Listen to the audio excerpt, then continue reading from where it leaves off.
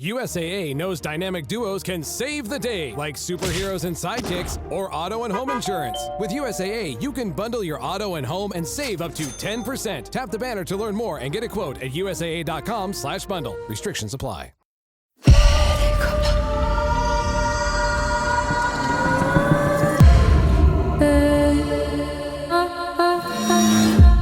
திருமதி ஈஸ்வரி, சொல்லுங்க, அடுத்த எபிசோட் என்னது? அடுத்தது என்னதுன்னு கேட்டா, நம்ம பத்தி கேப் இருக்குல்ல, நான் சொன்ன முன்ன 30 வருஷத்துக்கு முன்னுக்கு பத்தி கேப்ல வந்து அந்த பாலெல்லாம் கட்டாத டைம்ல, அந்த பாலெல்லாம் கட்டாத டைம்ல எல்லாமே வந்து அந்த ஆட்சியில விழுந்துட்டாங்க, அப்படி இப்படி எல்லாம் பேச்சு வரும் நிறைய.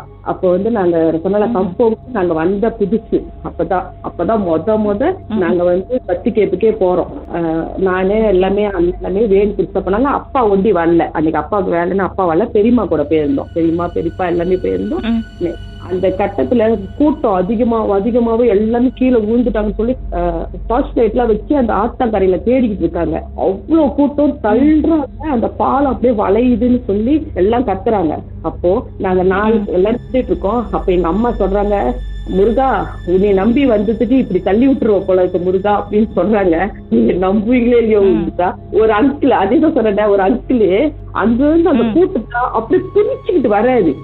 எங்கிருந்து வந்தாரு ஏது வந்தாருன்னு நமக்கு தெரியல. அங்கிருந்து அந்த கூட்டத்தை அப்படியே பிரிச்சுக்கிட்டு வந்து என்னை தூக்கி அப்படியே அவர் தோல் மேல உட்கார வச்சுக்கிட்டாரு. என்னை தூக்கி என்னை தூக்கி அப்படியே அவர் தோல் மேல உட்கார வச்சுட்டு எங்க அம்மா கைய பிடிச்சி தரன்னு அந்த இடத்துல இழுத்துட்டு போறாரு. அவருக்கு தெரியாது நாங்க வேன் எங்க வச்சிருக்கோம் என்ன வச்சிருக்கோம்னு அவருக்கு தெரியாது. இருந்தாலும் இந்த வேனுக்கு கரெக்டா கூட்டிட்டு போறாரு.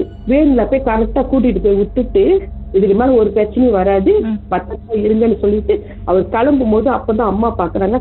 எவ்வளவு தூரம் அந்த இடத்துல இருந்து அந்த நீங்க பாக் பண்ண வேன் வந்து இவ்வளவு தூரம் இருக்கும்?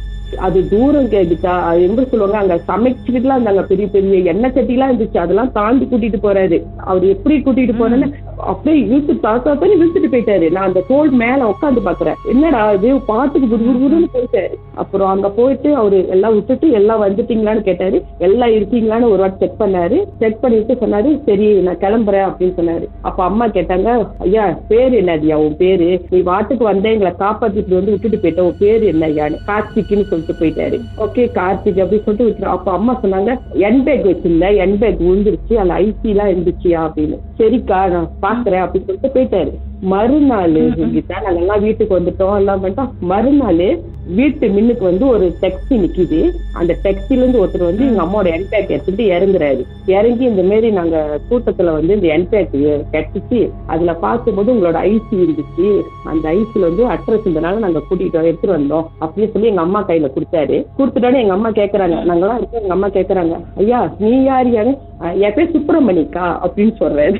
அப்போ வந்து அம்மா சொல்றாங்க, அந்த முருகன் தான் அது, ஒருத்த வந்து கார்த்திக்னு வந்து நம்ம இது பண்றான், இன்னொருத்த சுப்பிரமணியன் வந்து நம்ம பேக்கே கொடுத்துட்டு போறான். அந்த மாரி நல்லதும் நடந்துச்சு. அதான் அப்பா சொல்லுவாங்க, அந்த அங்கிள் அதுதான் சொன்னாரு, நீ சாமி இருக்கு அப்படின்னு நீங்க நினைச்சது கெட்டதும் உங்களுக்கு தான் வருது, அந்த நேரத்துல நடக்கும்னு இருக்குதுயா, நீங்க எவ்வளவோ சாமி தரு, உனக்கு இவ்வளவு உதவி செஞ்ச சாமி ஏன் இந்த 7 வருஷம் உனக்கு உதவி செய்யல?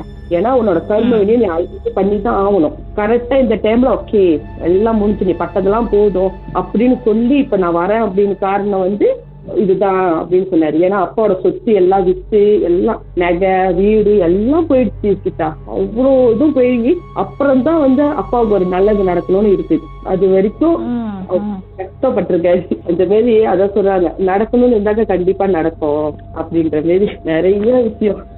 பல வினோதமான அமானுஷமான விஷயத்தெல்லாம் சந்திச்சு கடந்து வந்துட்டீங்க நீங்களும். ஆமா கடந்து வந்தாச்சு. அது இப்பெல்லாம் வந்துட்டு அப்படிதான்.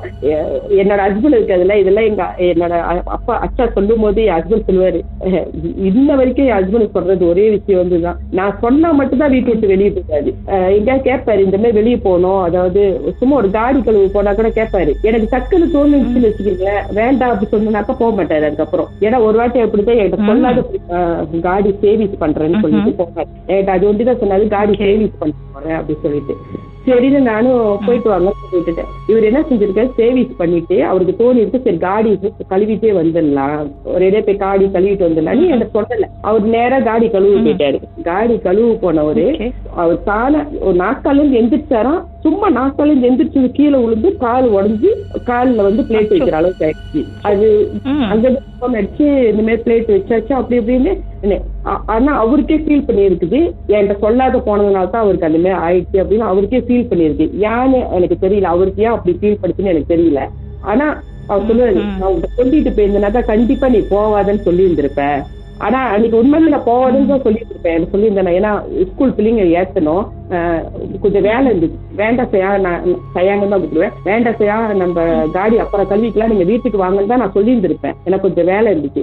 அப்ப அவர் சொன்னாரு, நீ கண்டிப்பா நீ சொல்லி இருந்திருப்பேன், ஆனா நான் அன்னைக்கு உங்ககிட்ட சொல்லணும்னு எனக்கு தோணவே இல்லை அப்படின்னு அவர் சொன்னாரு. அதுக்கப்புறம் இந்த நிமிஷம் வரைக்கும் நான் சொன்னாதான் வீட்டு விட்டு வெளியே எவ்வளவு முக்கியமா இருந்தாலும் சரி போட்டோமான்னு கேட்பாரு.